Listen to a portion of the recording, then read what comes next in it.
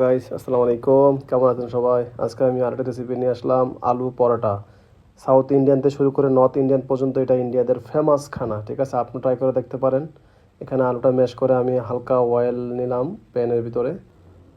তারপর আমি এখানে ছোট করে আগে থেকে পেঁয়াজ কেটে রেখেছি, এগুলো ঢেলে দিলাম। এগুলাকে আমি 2 মিনিট লাগবে এটা পেঁয়াজটা হতে আমার।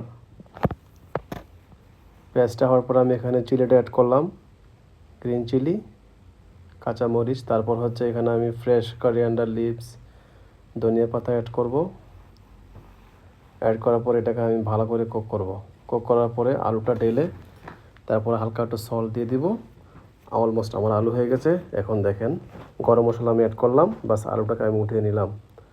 গরম মশলাটা আপনি চাইলে আমচুর ইউজ করতে পারেন। আমচুর মশলা যেটা আপনার ভালো লাগে সেটা আপনি ব্যবহার করতে পারেন। আমার ভালো লাগে গরম মশলাটা। দেখেন আলুটা আমার ডান হয়ে গেছে, অনেক সুন্দর লুক, ইয়ামি। তারপরে এখানে আমি আটাটা গোলার জন্য ডোটাতে হালকা একটু সল্ট দিলাম, তারপরে পানি দিয়ে এটাকে আমি একবার সফট করে গুলে নেব। এটা যদি সফট না হয় তাহলে আপনার সমস্যা, তাহলে আপনার আটা থেকে এই আলুটা বের হয়ে যাবে। তার জন্য আটাটা একবার সফট করতে হবে। তারপরে এখানে হালকা সুন্দর করে ছোট করে বানিয়ে ভিতরে আলু দিয়ে তারপরে হচ্ছে বাস সুন্দর করে একদম পরোটাটা আমি ফাইনালি বানিয়ে নিলাম। বাস এখানে তাওয়া আমার গরম হয়ে গেছে, তারপর দিয়ে দিলাম। পাশে হালকা ঘি অ্যাড করলাম, তনুর দিকে আমি ঘি অ্যাড করলাম।